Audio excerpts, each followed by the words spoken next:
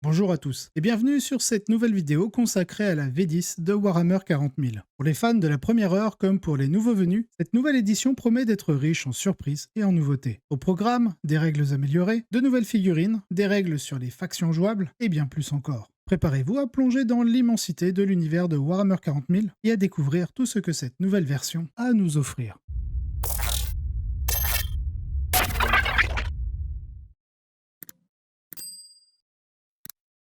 Commençons par les fiches techniques et statistiques générales. Les fiches techniques ont été complètement remaniées dans la 10e édition, et toutes les unités tiennent désormais en une seule fiche de données, un peu comme ce qu'il y a sur Age of Sigmar. Le changement le plus frappant est la disparition de la capacité de tir et de combat, ainsi que la force et les attaques des figurines. De la même manière que pour Kill Team, ces éléments sont désormais intégrés aux armes de l'unité. Chaque arme ayant une valeur d'attaque, une valeur pour toucher, une force et des dégâts. Cela signifie que la même arme peut avoir un profil différent pour différentes unités, car leurs attaques, leurs forces et leurs jets de touche peuvent être différents. Avec cette simplification, j'ai peur que la plupart des avantages d'avoir un champion d'unité sont susceptibles de disparaître. Le Faction Focus pour les Space Marines du Chaos a montré la fiche d'unité pour les légionnaires, sans aucun signe d'une attaque bonus pour le champion aspirant de l'escouade, car il y a autant d'attaques pour un légionnaire qu'un champion équipé d'une Astartes Chainsword. Par contre, cela pourrait jouer pour les unités où une seule figurine, le champion, peut avoir une option pour une certaine arme comme un gantelet énergétique. Il est possible que nous puissions voir une attaque supplémentaire sur cette arme à laquelle nous ne nous attendions pas. La caractéristique de commandement est passée à un jet que l'on doit battre désormais sur 2d6.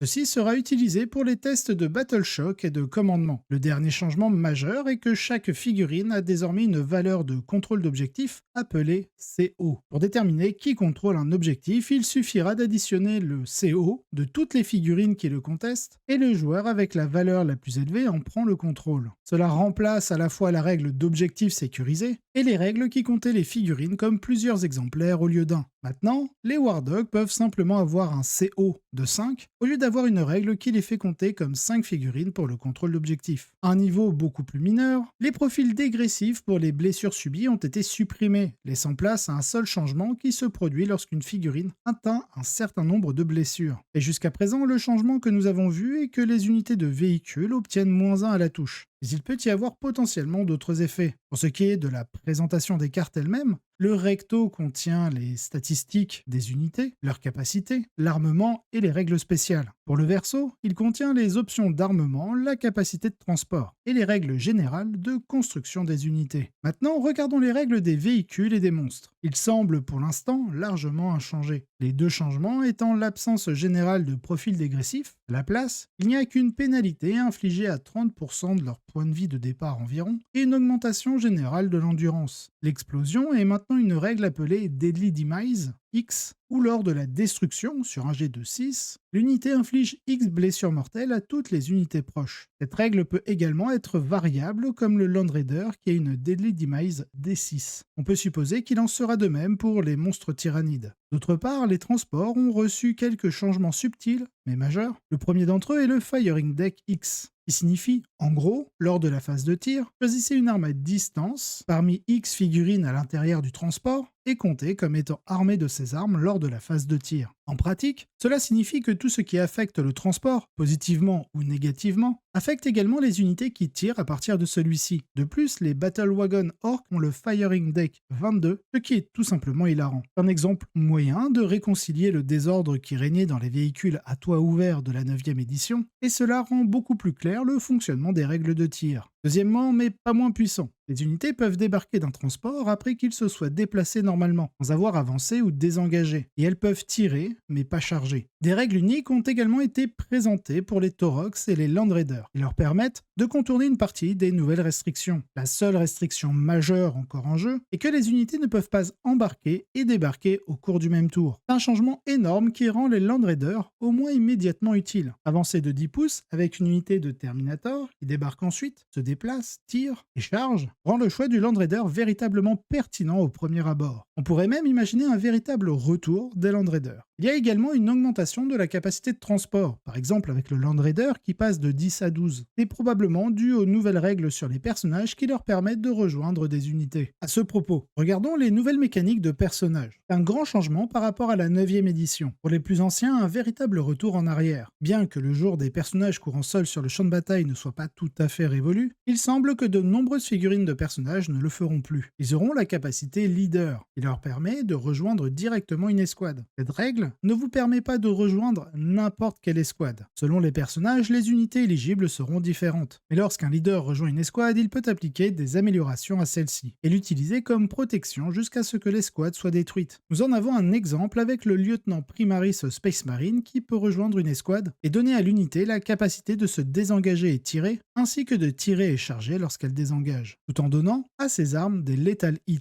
Le lieutenant est également un personnage rare qui peut rejoindre une escouade déjà composée d'un personnage, ce qui est intéressant et implique que d'autres personnages mineurs peuvent également être capables de le faire. Cela explique aussi pourquoi vous pourriez avoir besoin de mettre 12 gars en armure énergétique dans un répulsor, puisque cette unité pourrait avoir un capitaine et un lieutenant qui l'accompagnent. Pour ceux qui sont là depuis un moment, cela ressemble beaucoup à la règle des personnages indépendants des éditions précédentes. Heureusement, l'article de Warhammer Community laisse entendre qu'on ne peut pas allouer de blessures au personnage avant l'escouade, à moins qu'une capacité spéciale puisse cibler un personnage directement. Donc on peut éviter le problème de l'ancienne Death Star en V7, qui consistait à profiter d'une sauvegarde de couvert à 2+, relançable de Samael. Nous avons vu à travers les différents articles quelques personnages qui pourront sortir seuls. Mais il semble que l'objectif de la V10 est de faire des personnages des fiabilisateurs pour les unités dont ils font partie, et non pas pour de multiples unités comme on pouvait le voir en V8 et V9 avec les capacités d'aura. Cela signifie aussi probablement que les Smash Captain bon marché de la V8 ou les personnages missiles de la V9 ne seront plus aussi courants qu'avant. Bien que cette diminution rende triste mon cœur de Space Wolf, les changements apportés aux personnages sont une bonne chose. Souvent, le chevauchement des capacités d'aura des personnages a donné lieu aux combos les plus débiles de la 8e et 9e édition, ce qui pouvait surcharger la létalité des listes. Enfin, il y a l'ajout de la capacité lone opérative. Celle-ci empêche le personnage d'être ciblé par des attaques à distance si l'unité attaquante ne se trouve pas à moins de 12 pouces de lui. Un personnage peut recevoir cette capacité sous condition, soit en étant à proximité de certaines unités, ou de manière native, comme le précise l'article pour l'assassin Vadicar ou Shadowson. D'ailleurs, je suppose que cela sera généralisé pour tous les assassins. Les règles de terrain ont heureusement été considérablement simplifiées. Tout ce qui existait dans la dernière édition a disparu et le terrain n'accorde, généralement, qu'un bonus appelé bénéfice du couvert. Une figurine bénéficiant de ce bonus est touchée par une attaque à distance, ajoutez 1 à sa sauvegarde d'armure, comme c'était le cas en 9e édition. La seule exception à cette règle est si l'attaque a une valeur de pénétration d'armure de 0 et que la sauvegarde de la figurine est de 3+. Dans ce cas, elle ne pourra pas en bénéficier, ce qui nous permet d'éviter le cauchemar des unités avec une sauvegarde de 2+ à couvert ignorant tous les tirs. D'une manière générale, il semble que la couverture sera plus facile à obtenir dans cette nouvelle édition. Les débris accordant une couverture en bloquant la visibilité de l'unité sont quelque chose que j'aime beaucoup, car le fait de ne pas ajouter des morceaux de terrain dispersés sur le champ de bataille a un impact important sur le jeu plutôt que d'être un simple effet opportuniste. Il semble également que nous abandonnions l'idée du couvert dense de la 9e édition, de sorte que l'obtention d'une couverture se résume à une augmentation de la sauvegarde d'armure. Ces nouvelles règles de terrain nettoient également une poignée d'interactions non intuitives, comme le fait de pénétrer dans une forêt avec le bout de la chenille d'un char pour obtenir le couvert dense. C'est un bon changement, et je pense que nous verrons plus de terrain et de règles qui en découlent lors de la grande sortie. Cependant, probablement l'un des meilleurs exemples que nous ayons vu jusqu'à présent de l'éthique de conception simplifiée mais pas simpliste. Dans une certaine mesure au moins, le fait de devoir être entièrement à l'intérieur est un gros problème pour certaines unités et rendra les choses plus difficiles à certains égards, bien que la règle de visibilité rendra probablement les choses un peu plus faciles pour les unités plus importantes.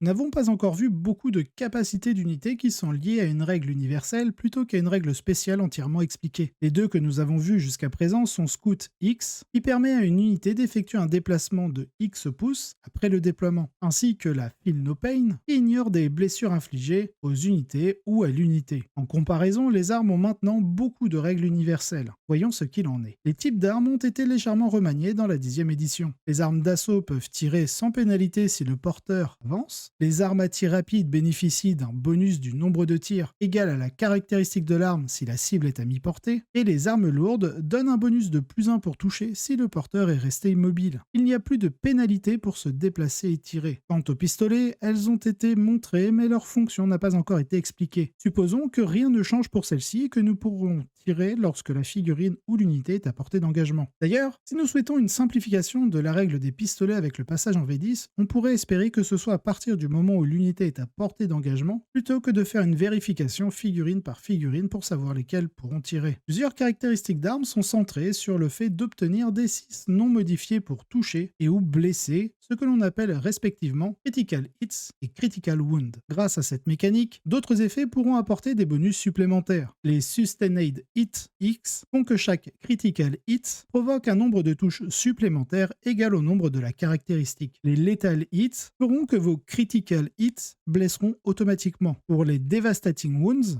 elles infligent à chaque Critical Wounds un nombre de blessures mortelles égal à la caractéristique de dégâts de l'arme, puis la séquence d'attaque s'arrête. Je vous ai mis, en conséquence, des flèches de couleur pour voir avec quelle autre capacité elles étaient liées. Il existe d'autres règles d'armes que nous avons vues dans les articles de Warhammer Community. Nous avons le mot-clé anti, quelque chose, X. En fonction de ce mot-clé, qui peut être véhicule, monstre, infanterie ou je ne sais quoi encore, si une arme tire contre une unité ayant le mot-clé en question, un jet de blessure non modifié sur X compte comme une critical wound, voire le tableau précédent. D'autres règles incluent les armes hasardous, qui tuent ou infligent des blessures mortelles à son porteur sur un jet non modifié de 1 pour toucher. Attendez-vous à voir cela sur les armes à plasma et bien d'autres. Nous avons aussi les armes one-shot, signifie qu'elle ne peut être utilisée qu'une seule fois par bataille, des mots-clés plus positifs comme Melta X, qui augmentent les dégâts de l'arme de X si le tir est effectué à mi-portée. Twin Linked, voire arme jumelée, permet au porteur de relancer les jets pour blesser. Ensuite nous avons Torrent, et que tous les tirs avec cette arme touchent automatiquement, ce qui semble être utilisé pour des armes telles que les classiques lance-flammes. Il y a aussi Blast qui subit une modification que je trouve très intéressante. Comme nous l'avons vu rapidement lorsque l'on a abordé les décors, désormais une unité bénéficie du couvert lorsqu'elle est entièrement dans l'élément de terrain, ce qui signifie qu'il sera plus facile d'en profiter pour une unité de 5 qu'une unité de 20. Donc on peut déjà imaginer que les listes s'orienteront beaucoup plus vers le MSU, Multiple Small Unit, que les hordes. Avec nos connaissances de la 9e édition, on pourrait se dire qu'il y a une baisse de l'efficacité des armes Blast. Mais comme cela a été expliqué au Warhammer Fest dans la 10e édition, les armes Blast profiteront d'un bonus de plus 1 tir par tranche de 5 figurines dans l'unité. Alors qu'en 9e édition, contre une unité de 6 à 10 figurines, l'arme faisait à minima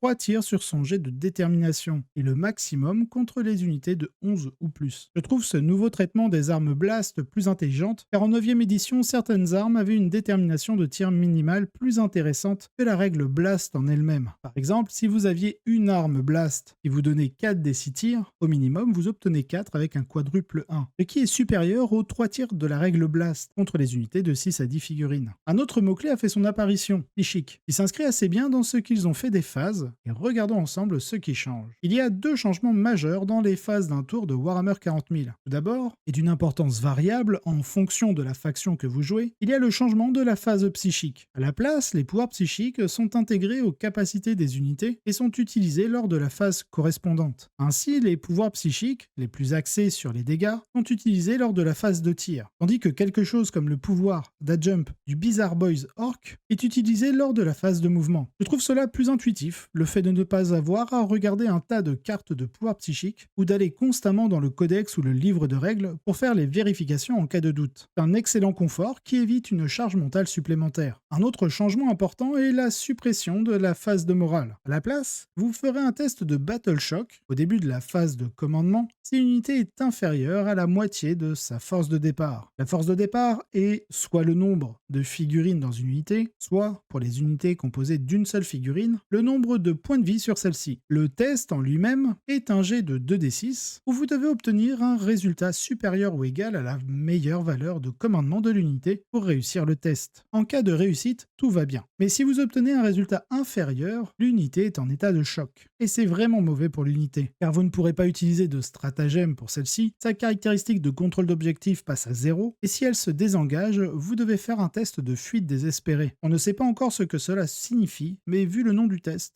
cela ne me semble pas être de tout repos. Pour le moment, cela semble affecter à peu près toutes les unités présentées au moment où j'écris cette vidéo, en allant des Thermagant à Abaddon en passant par les Répulsors. Rien n'a encore été vu qui pourrait être immunisé contre le Battle Shock, alors il est clair que cela va avoir de l'importance. D'ailleurs, historiquement, les chapelains Space Marine avaient la règle sans peur, qui leur permettait d'ignorer les tests de morale. Donc il ne serait pas surprenant de voir cette capacité revenir en V10 avec peut-être le même nom. À titre personnel, j'espère qu'il n'y aura pas trop de possibilités d'immunes, car on finirait avec des listes ignorant complètement cette mécanique. Passons à la construction de l'armée. Le coût des unités en points de puissance n'existe plus, il s'agit simplement de points. Les alliés ne seront probablement pas inclus, à l'exception des armées générales, telles que les démons, les chevaliers impériaux ou du chaos, et les frères de bataille. Au lieu de choisir une sous-faction, vous choisissez un détachement. Les règles de base pour constituer une armée sont extrêmement simples. Un personnage, ou plus, maximum un héros épique, de 0 à 3 exemplaires d'une unité, et de 0 à 6 exemplaires d'unités Battle Line ou transport dédié. Un personnage devient votre seigneur de guerre, et c'est à peu près tout. Plus besoin de s'embarrasser d'organigrammes de force, de types de détachement et de modificateurs de points de commandement. Pour ce qui est des règles d'armée, ce sont des règles qui s'appliquent à votre armée quel que soit le détachement choisi. Jusqu'à présent, une faction semble obtenir une ou deux de ces règles, et elles s'appliquent aux unités de l'armée, plutôt que d'être liées uniquement aux mots-clés de la faction. Par exemple, alors que les tyrannides obtiennent Synapse et Ombre dans le Warp, seules certaines unités ont ces capacités sur leur carte d'unité, et doivent être sur le champ de bataille pour permettre l'utilisation de la capacité. Pour ce qui est des détachements, il s'agit essentiellement de sous-factions que vous choisissez pour votre armée. Cependant, ces sous-factions ne sont pas comme celles des éditions précédentes, Chapitre, L'Autruche, Craftworld, Dynasty, etc.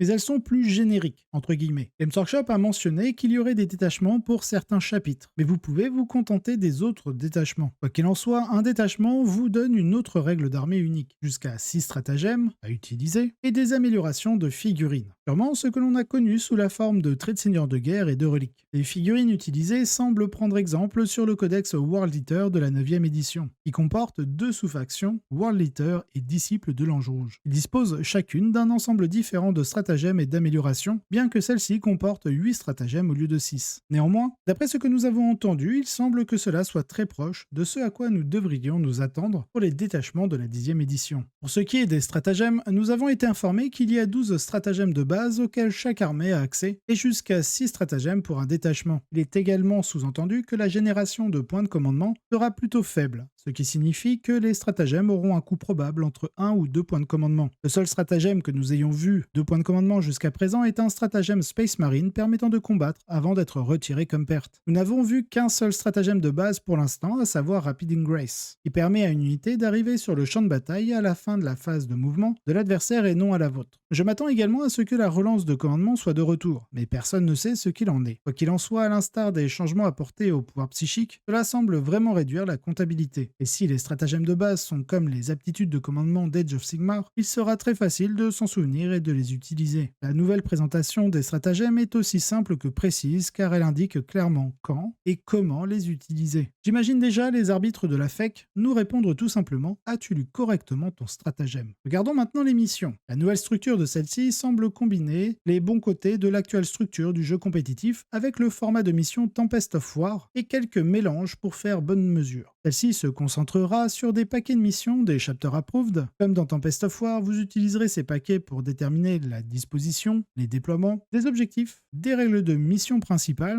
pour le décompte des points et des règles qui ajoutent des spécificités à la mission. Ensuite, il y a un deck pour l'attaquant et un autre pour le défenseur, composé des missions secondaires et des gambits. Le score des missions primaires semble être plafonné à 50 points, et celui des missions secondaires à 40. Après avoir déterminé l'attaquant et le défenseur, mais avant de déployer les figurines, vous déclarez vos missions secondaires. Avec les paquets de missions, vous pouvez choisir entre les missions fixes et les missions tactiques. Les missions fixes sont similaires à ce que nous avons actuellement dans les packs Grand Tournament, où le joueur a le choix entre 7 options différentes et sélectionne 2 missions secondaires qui resteront en vigueur pendant toute la partie. Les missions tactiques, quant à elles, sont plus proches de Tempest of War, où vous commencez avec 2 missions secondaires au hasard et piochez des missions secondaires lorsque vous les terminez. Vous disposez d'un stratagème pour vous débarrasser d'une mission secondaire que vous n'aimez pas pendant la phase de commandement, et vous pouvez vous débarrasser d'une mission secondaire à la fin de votre tour pour obtenir des points de commandement supplémentaires. Les missions tactiques donnent l'impression de jouer à Warhammer 40 000 en mode difficile, où vous risquez plus en ayant des secondaires générés aléatoirement pour la promesse promesse de plus grandes récompenses en les complétant. Une note intéressante est que les missions secondaires de l'attaquant et du défenseur sont fortement impliquées pour ne pas être les mêmes. Donc finalement, le rôle de l'attaquant-défenseur a plus de poids qu'actuellement. Ce n'est pas un simple qui doit se déployer en premier, c'est un changement intéressant. Les missions secondaires présentées jusqu'à présent semblent également récompenser le jeu actif et punir le jeu passif, ce qui est une bonne chose, et j'espère que la plupart des missions secondaires seront comme ça, car je n'ai pas envie de revoir des armées jouant toutes seules comme c'était le cas des Nécrons,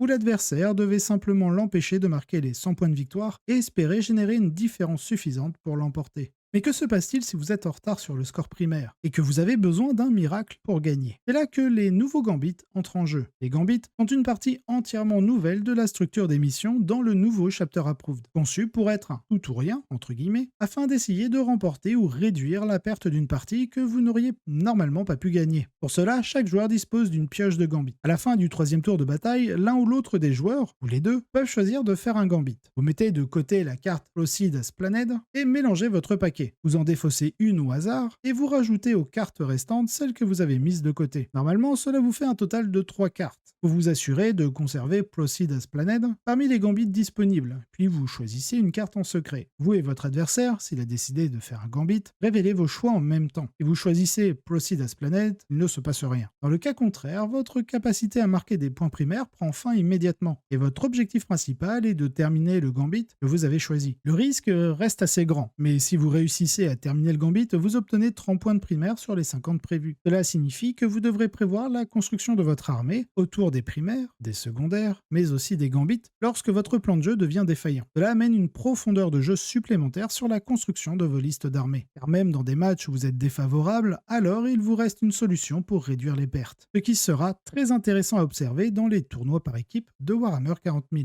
Bien entendu, votre adversaire connaîtra du coup votre plan de gambit et pourra modifier son plan de jeu en conséquence pour s'assurer que vous n'y parviendrez pas. De plus, comme vous ne pouvez pas marquer plus de 50 points de primaire avec un gambit, votre adversaire peut tout simplement essayer de maintenir un écart de score suffisamment important pour que votre gambit n'ait pas d'importance. Le seul gambit que nous ayons vu semble être très risqué, car celui-ci se limite à la réussite d'un jet de dés où vous pouvez réduire sa difficulté. Mais même avec la réduction, il reste possible d'échouer sur le jet de dés. Il y a une chose que je crains avec ce nouveau système. Si grâce à la mécanique du gambit, il est possible d'emporter la victoire, alors cela peut donner au concepteur la possibilité de sortir des codex beaucoup trop puissants en utilisant le gambit comme argument de réponse. J'espère sincèrement que ce ne sera pas le cas. Passons maintenant aux factions. Bien entendu, au moment où j'écris cette vidéo et la sortie des factions, certaines seront révélées sur le site de Warhammer Community et n'apparaîtront pas ici. Mais je vais essayer de faire au mieux pour en intégrer le plus possible. Le but de cette vidéo est surtout de faire une compilation générale de ce à quoi ressemblera la 10e édition dans ses règles générales. Donc voyez les quelques factions que j'aborderai comme un bonus. Puis, je pense qu'il ne serait pas impossible de faire une autre vidéo au sujet des factions non abordées dans celle-ci. Tout dépendra de votre engouement. Allez, commençons par les Space Marines. C'est une bonne période pour être un joueur de Space Marine. Games Workshop a présenté une tonne de nouveautés, la plupart provenant de la nouvelle boîte Léviathan. D'ailleurs, si vous souhaitez en savoir plus sur les éléments qui composent cette boîte, vous pouvez consulter l'article de Warhammer Community que je vous mets en description. Tout d'abord, Oaths of Moment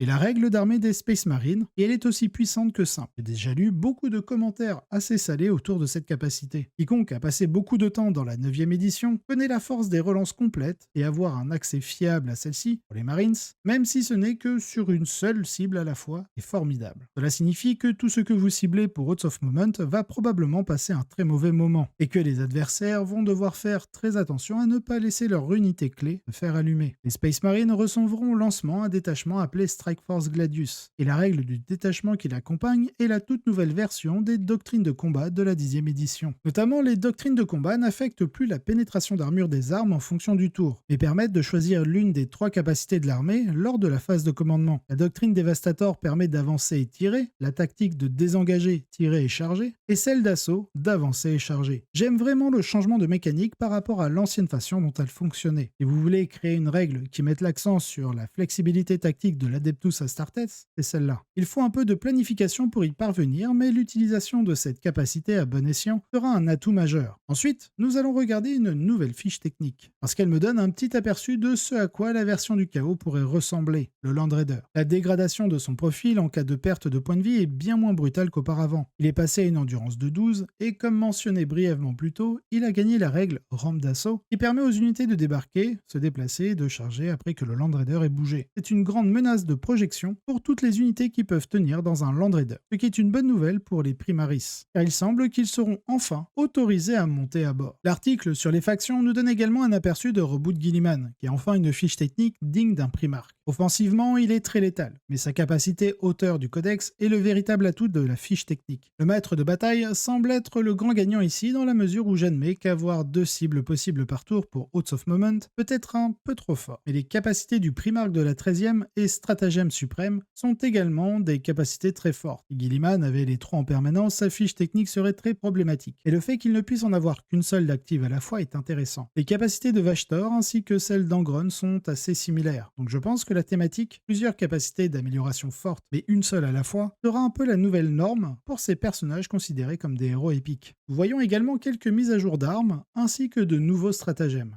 Il semblerait que l'Onslaught Gatling du Redemptor ait reçu la capacité Devastating Wounds, mais qu'il ait perdu un point de pénétration d'armure dans le processus. Pour ce qui est du Heavy Laser Destroyer du Répulseur Exécutionnaire, qui devrait être utile pour faire face aux armures lourdes avec ses tirs de force 16 à dégâts des 6+4, et les 2 stratagèmes Space Marine que nous avons vus sont Armor of Content et Only in Death Does Duty End. L'armure du mépris est de retour, et elle est assez simple, et vous permet de diminuer de 1 la valeur de pénétration d'armure des attaques de tir ou de mêlée. Pour le second, il donne aux Space Marines la possibilité de combattre avant d'être retirés s'ils n'ont pas encore combattu. Un excellent outil pour s'assurer que vos unités de trade puissent encore faire leur travail avant d'être retirés. Jusqu'à présent, le thème des Space Marines semble être la flexibilité tactique, ce que j'adore. Les Space Marines fonctionnent mieux lorsqu'ils ont une armée de boîtes à outils, et nous voyons déjà qu'ils ont un fort potentiel pour cette 10e édition. Pour ce qui est des Tyrannides, ils reçoivent 2 règles d'armée, toutes 2 centrées sur le nouveau mécanisme de Battle Shock. La première est Synapse, qui permet à toutes les unités situées à moins de 6 pouces, d'unités ayant le mot-clé Synapse, de faire des tests de Battle Shock sur 3d6 au lieu de 2d6. Voici un petit tableau montrant les chances de réussir vos tests de Battle Shock sur 2d6 comparé à 3d6. Comme on peut le voir, cela augmente considérablement vos chances de réussir. L'autre règle d'armée s'appelle Shadow in the War, l'ombre dans le War, et elle est assez simple. Une fois par bataille, si vous avez une unité avec cette règle sur le champ de bataille, vous pouvez forcer toutes les unités ennemies sur le champ de bataille à faire un test de Battle Shock. C'est vraiment bien. Ce qui est assez intéressant, c'est la possibilité à votre adversaire de pouvoir vous empêcher de profiter de ses capacités en détruisant toutes les unités pouvant les générer. Donc vous devrez prendre grand soin de vos créatures ayant cette capacité. La règle de détachement que nous avons vue jusqu'à présent s'appelle hyperadaptation. Au début de la partie, vous donnez à vos tyrannides l'une des règles suivantes: Sustained Hit 1 contre les unités d'infanterie et de swarm, Lethal Hit contre les monstres et les véhicules, Précision pour les Critical Hits contre les personnages. Les 2 premiers sont des bonus sympathiques ou un coup de pouce vraiment appréciable contre les listes les plus asymétriques. Nous ne savons pas encore ce que fait Précision, mais cela ne devrait pas être mauvais. Le stratagème que nous avons vu vous permet de réanimer D3+3 figurines à 2 unités avec le mot-clé Endless Multitude, à portée de Synapse, ou une seule unité qui ne l'est pas. Les unités avec ce mot-clé incluent les Ormagones, Thermagones, Gargouilles et sans aucun doute les Neurogontes. Pouvoir envoyer entre 4 et 12 figurines peut s'avérer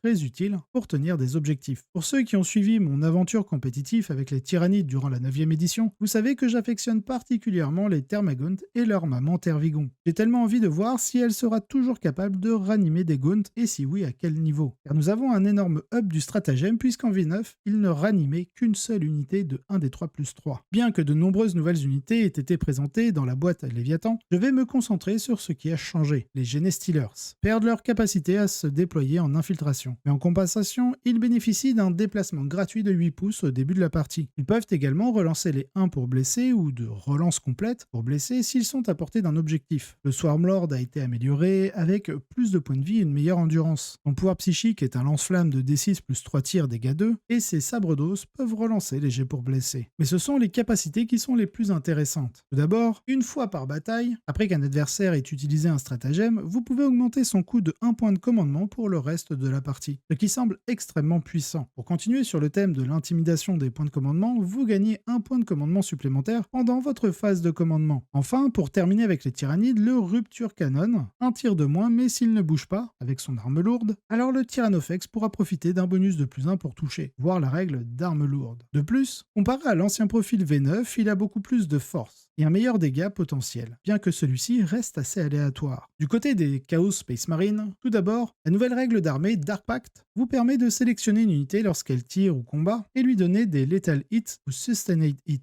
Une fois les attaques résolues, l'unité fait un test de Battle Shock et s'il échoue, l'unité subit des 3 blessures mortelles. Ce n'est pas seulement une règle très forte pour pousser les dégâts à des moments clés, mais c'est aussi une bonne chose car ils implorent les dieux sombres pour le pouvoir et obtiennent parfois plus que ce qu'ils ont négocié. C'est le thème des Marines du Chaos. De plus, les blessures mortelles ne seront pas trop punitives, je pense, envers une faction dont la caractéristique de commandement est traditionnellement plutôt bonne. Ensuite, nous avons quelques fiches techniques et celle des légionnaires commence très fort. Ils ont l'air d'avoir beaucoup plus d'options d'équipement très flexibles et de frapper assez fort pour déloger les unités adverses sur les objectifs avec la nouvelle capacité de vétéran de la longue guerre. Surtout quand l'unité possède une icône du chaos et peut relancer les tests de commandement sur les Dark Pact. Maintenant, nous allons voir la fiche technique de l'homme le plus méchant du 41e millénaire, Abaddon the Despoiler. Dans une édition avec moins de capacité d'aura, Abaddon en possède 3 excellentes. À choisir à chacune de vos phases de commandement et frappe toujours comme un dingue. De plus, il possède la capacité leader, ce qui permet à une unité de le protéger pendant qu'il progresse sur le champ de bataille ou qu'il arrive sur le champ de bataille via la frappe en profondeur. Quelque chose me dit qu'il sera régulièrement accompagné de Terminator du chaos. Et n'oublions pas, il génère des points de commandement sur 2+, lorsque vous réussissez un test de Dark Pact. Nous avons aussi une mise à jour du Bell Flammer et des flèches Metal Gun des Oblitérators. Le Bell Flammer est un peu moins intéressant pour ce qui est des changements car son profil est assez similaire à celui de sa version actuelle. En revanche, les armes d'Oblitérators sont intéressantes. Nous avons toujours des nombres aléatoires de tir, ce qui est dommage. Mais chaque arme bénéficie d'une règle spéciale qui fait que ces armes valent la peine d'être étudiées. Surtout maintenant que je peux ajouter des Sustained Hits 1 via le Dark Pact à une arme presque n'importe quand. Les tirs à force 12 dégâts 4 du profil Focus and Malice pouvant être une excellente option anti-tank. Enfin, nous avons un stratagème qui nous donne un petit aperçu du détachement Slave to Darkness. C'est Dark Obscuration donnant à une unité la capacité Stealth lorsqu'elle est ciblée par des tirs et rend l'unité incapable d'être sélectionnée si elle a le mot-clé Nurgle. Nous ne savons pas encore ce que fait cette capacité Stealth ni comment une unité obtient le mot-clé Nurgle. Mais pour un point de commandement, c'est un stratagème plutôt fort. Surtout pour les Marines du chaos avec beaucoup d'infanterie d'élite essayant de courir à travers le champ de bataille. Nous finirons avec les Nécrons. La règle d'armée et protocole de réanimation, cela vous permet de restaurer D3 points de vie, ou des figurines valant D3 points de vie, à chaque unité de votre armée à la fin de chacune de vos phases de commandement. En moyenne, chaque unité récupère 2 points de vie par tour, soit 10 sur les 5 tours que forme une partie, ce qui correspond à la moitié des points de vie d'un monolithe. Les guerriers Nécrons peuvent restaurer D6 points de vie en utilisant cette règle, ou D3+3, s'ils sont à portée d'un objectif qu'ils contrôlent. La règle de détachement que nous avons vue pour eux est celle des protocoles de commandement, qui donne à chaque unité dirigée par un personnage Nécron +1 pour toucher, ce qui est génial pour vos gros blocs de guerriers qui touchent normalement sur du 4+.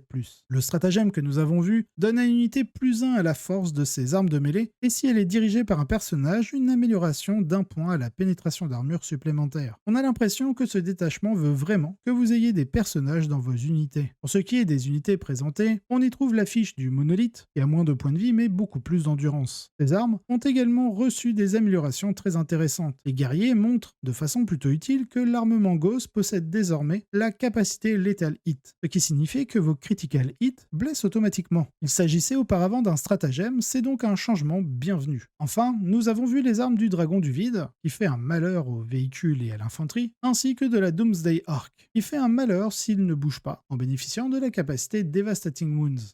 Pour conclure cette vidéo, je pense que la V10 est sur la bonne voie avec ses simplifications, mais tout en gardant une certaine profondeur dans le jeu. Mais j'ai tout de même certaines craintes, comme les gambits qui pourraient permettre la sortie de certains codex, beaucoup trop puissants en faisant de la mécanique du gambit quelque chose vers lequel il serait commun de se diriger alors qu'elle devrait être exceptionnelle. De même pour les tests de Battle Shock, on voit des armées se reposer sur cette mécanique, comme nous avons pu le voir avec les tyrannides. Si les futures sorties amènent de trop nombreuses unités, trop performantes sur le commandement, ou des capacités capacité permettant d'y être immunisé. Cela ferait de cette excellente mécanique quelque chose de complètement inutile. Je garde tout de même espoir que Games Workshop ne fasse pas d'erreur ou les corrige rapidement via les FAQ, Balance Data Slate ou Chapter Approved, sans que cela ait l'air de rustine, comme nous avons pu le voir trop souvent durant la V9. J'espère que vous avez apprécié cet épisode. Si c'est le cas, n'hésitez pas à vous abonner, liker la vidéo, voire la partager. Cela aide énormément la chaîne à se développer. Et dans tous les cas, je vous souhaite un excellent wargame.